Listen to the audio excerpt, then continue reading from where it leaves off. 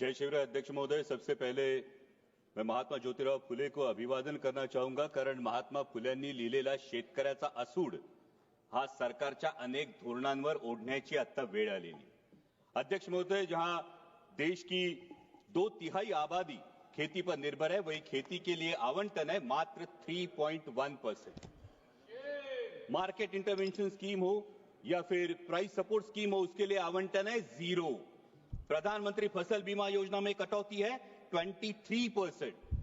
अध्यक्ष महोदय, माननीय प्रधानमंत्री जी ने महाराष्ट्र में आकर किसानों को गारंटी दी थी सोयाबीन को 6,000 रुपए प्रति क्विंटल दाम देने की, लेकिन एमएसपी मिली 4,800 और उसमें भी एमएसपी पर जो खरीद हुई वो खरीद है मात्र 20%।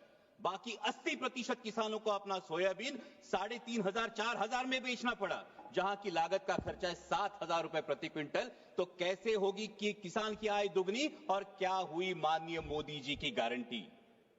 अध्यक्ष महोदय, अभी सरकार सोयाबीन के दाम बढ़ाने के लिए एडिबल ऑयल्स पर इंपोर्ट ड्यूटी लादने की बात कर रही है, पण हा रोगापेक्षा इलाज भयंकर है, क्योंकि उससे सोयाबीन के दाम नहीं बढ़ेंगे, उससे सिर्फ बढ़ेगी तो महंगाई बढ़ेगी।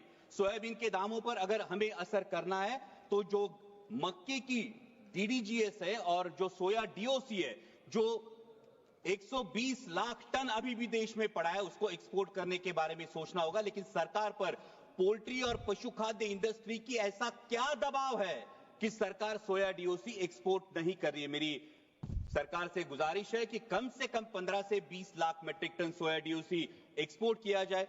और वैसा ही बहुत इंपॉर्टेंट मुद्दा है प्याज का। जब प्याज को एमएसपी देने की बात आती है तो सरकार कहती है कि प्याज जीवनावश्यक वस्तु नहीं है, लेकिन जैसे ही किसान को 4 पैसे मिलने का अवसर निर्माण होता है तो सरकार निर्यात पर पाबंदी लगा देती है, निर्यात शुल्क लाद देती है और कहती है प्याज तो जीवनावश्यक वस्तु है। अध्यक्ष महोदय, हमारे देश में कई समाज ऐसे जो कभी भी प्याज नहीं खाते। हिंदुओं में भी चातुर्मास में 4 महीने प्याज नहीं खाया जाता, तो फिर प्याज जीवनावश्यक वस्तु कैसे हुई। अध्यक्ष महोदय, अगर ग्राहक को एक औसतन अगर कंजम्पशन देखिए तो 5 से 6 किलो औसतन कंजम्पशन होता है। 60 रुपए किलो में भी अगर प्याज खरीदना पड़ता है ग्राहक को, तो भी सिर्फ 300 350 रुपए उसका खर्चा होगा, जो आपके मोबाइल रिचार्ज से भी कम है।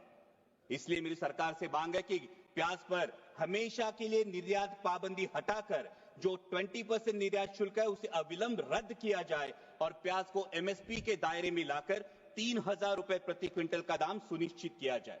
वैसे इस बजट में बहुत सारे मिशन का अनाउंसमेंट हुआ, लेकिन बहुत सारे मिशन के बारे में नाव सोनू भैया ने हाथी कथला वाला है, क्योंकि कथनी और करनी में बहुत अंतर दिखाई देता है। जहां पल्सेस में देश को आत्मनिर्भर होने की बात की जाती है, वही अभी किसान मार्च अप्रैल मई में चना बेचने के लिए मार्केट में आएगा, लेकिन सरकार ने पीले मटर का 31 लाख मीट्रिक टन आयात की है। ये पीला मटर खाने के लिए नहीं, बेसन में चने की जगह अडल्ट्रेशन के लिए यूज होता है और चने के दाम गिरा देता है। अभी भी 31 मई तक आपने पीला मटर का जो इंपोर्ट है ये खुली आयात को परमिशन दे दी है। और अभी जब एक बार हम कह रहे हैं कि पल्सेस में आत्मनिर्भर करना है, वही 67 लाख मीट्रिक टन पल्सेस हम आयात कर चुके हैं। तो हम आयात आत्मनिर्भर किसे करना चाहते हैं, हमारे देश के किसानों को या ऑस्ट्रेलिया, रूस, टर्की, म्यांमार के किसानों को हम आत्मनिर्भर करना चाहते हैं।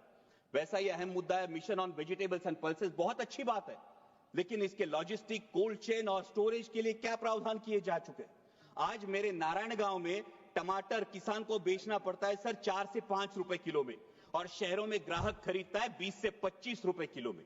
इस मुनाफे पे क्यों कोई भी नियंत्रण नहीं है, और इसका कारण है ये बिचौलियों की श्रृंखला। इसके बारे में सरकार को विचार करना चाहिए। वैसा ही अहम मुद्दा है प्रधानमंत्री फसल बीमा योजना, जो योजना बार बार किसानों के लिए कम और बीमा कंपनियों के लिए ज्यादा फायदेमंद साबित हो रही है। इस साल का प्रीमियम है सर 10,000 करोड़। बीमा कंपनियों को जो प्रीमियम मिला है वो है 10,000 करोड़ का, और नुकसान भरपाई का जो भुगतान है वो है मात्र 680 करोड़, 7% से भी कम। और सभी नियम सिर्फ किसानों के लिए। बीमा कंपनियां तो कोई नियम फॉलो ही नहीं करती। इसका मतलब योजना किसानों के लिए, पैसा सरकार का यानी टैक्स पेयर का, और भला हो रहा है बीमा कंपनियों का। इसे मराठी में कहते हैं आंधळ दळते यानी कुत्र पीठ खाते।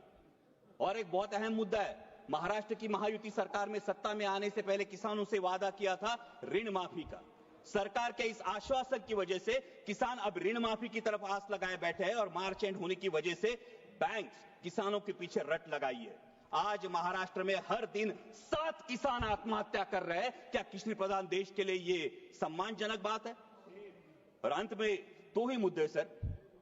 अभी अमेरिका में सत्ता परिवर्तन होने के बाद अमेरिका ने कहा है कि भारत ने अपना एग्रीकल्चर मार्केट अमेरिका के लिए खोलना चाहिए और इससे भारत के किसानों के पे एक बड़ा संकट मंडरा रहा है। लेकिन सरकार ने अभी तक इसमें कोई स्पष्टता नहीं दी है, क्योंकि अमेरिका का किसान सोयाबीन का जो उत्पादन लेता है अध्यक्ष महोदय, वो 30 लाख क्विंटल पर हेक्टर लेता है, लेकिन हमारे देश का किसान सिर्फ 10 लाख क्विंटल पर हेक्टर लेता है। क्योंकि अमेरिका के किसान को जेनेटिकली मॉडिफाइड जीएम वैरायटी लगाने का अधिकार है, हमारे किसान को नहीं।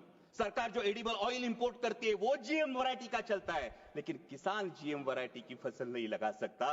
तो कैसे होगा? जहां अमेरिका अपने किसान को सक्षम कर रही है, वही हमारे विश्व गुरु देश का किसान अभी भी एमएसपी के लिए जूझ रहा है। सर, प्रधानमंत्री जी ने एक बहुत प्यारी बात कही महाकुंभ के बारे में वक्तव्य देते वक्त। उन्होंने कहा कि नदी उत्सव मनाना चाहिए, लेकिन ये नदी उत्सव नदियों का खोलीकरण, रुंदीकरण और पुनरुज्जीवन होगा, तभी असली नदी उत्सव होगा। सर, महाराष्ट्र में कैलाश नागरे जैसा एक युवा प्रगतिशील किसान अगर खेतों को पानी नहीं इसलिए खुदकुशी करता है, तो क्या ये हमारे पॉलिसी पे तमाचा नहीं है? सर, आज हर कोई बहुत सारी चीजें खोदने की बात हो रही है, लेकिन डैमों में जो मिट्टी जमा हुई है सर, 30 से 40% कैपेसिटी हर किसी डैम की कम हुई है। शायद उत्तर भारत में इसका प्रमाण और ज्यादा होगा, लेकिन इसकी मिट्टी खोदने का कोई प्रावधान अब तक किया नहीं।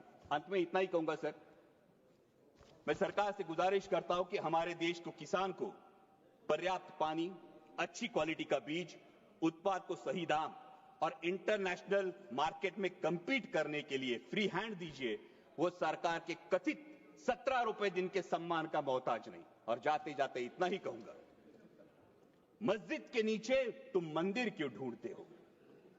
मस्जिद के नीचे तुम मंदिर क्यों ढूंढते हो? भविष्य की ओर देखो, तुम इतिहास पर क्यों लड़ते हो? ठीक है, धन्यवाद। वो लड़ाएंगे भड़काएंगे, वो लड़ाएंगे भड़काएंगे, लेकिन राष्ट्रहित का रुख तू कर, किसानों के हित में हमेशा इंसानियत की बात तू कर, इंसानियत बात तू कर। जय शिवराय, धन्यवाद।